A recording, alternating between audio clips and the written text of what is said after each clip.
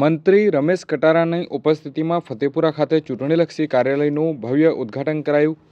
આ તારીખ 12/4/2026 રવિવારના રોજ બપોર 3 કલાક સુધીમાં ફતેપુરા તાલુકામાં આગામી સ્થાનિક સ્વરાજની ચૂંટણીને ધ્યાનમાં રાખી અને રાજકીય ગતિવિધિઓ તેજ બની રહી છે. આ દરમિયાન ભારતીય જનતા પાર્ટી દ્વારા ચૂંટણી પ્રચારને વેગ આપવા ફતેપુરા ખાતે ચૂંટણીલક્ષી કાર્યાલયનું ભવ્ય ઉદ્ઘાટન કરાયું હતું. આ પ્રસંગે રાજ્યકક્ષાના મંત્રી અને ફતેપુરા વિધાનસભા ધારાસભ્ય રમેશ કટારા મુખ્ય અતિથિ તરીકે હાજર રહ્યા હતા. કાર્યક્રમમાં જલ્પાબેન, દેવેન્દ્ર પરમાર, ચિરાગ બારિયા અને કમલેશ ડામોર સહિત પક્ષના અગ્રણીઓ પણ હાજર રહ્યા હતા. સાથે જ જિલ્લા અને તાલુકા પંચાયતના ઉમેદવારો અને મોટી સંખ્યામાં તેમના સમર્થકો, કાર્યકરો ઉપસ્થિત રહ્યા હતા. ઉદ્ઘાટન બાદ સંબોધન કરતા રમેશ કટારાએ વિશ્વાસ વ્યક્ત કર્યો કે આગામી ચૂંટણીમાં ભારતીય જનતા પાર્ટીના ઉમેદવારો ભવ્ય મતોથી વિજય થશે.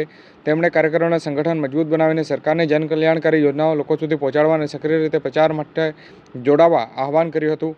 ફતેપુરામાં ભારતીય જનતા પાર્ટી દ્વારા ચૂંટણી કાર્યાલય શરૂ થતાં પ્રચાર કાર્યને વધુ ગતિ મળશે તેવું ચૂંટણીનો માહોલ વધુ ગરમાયો છે.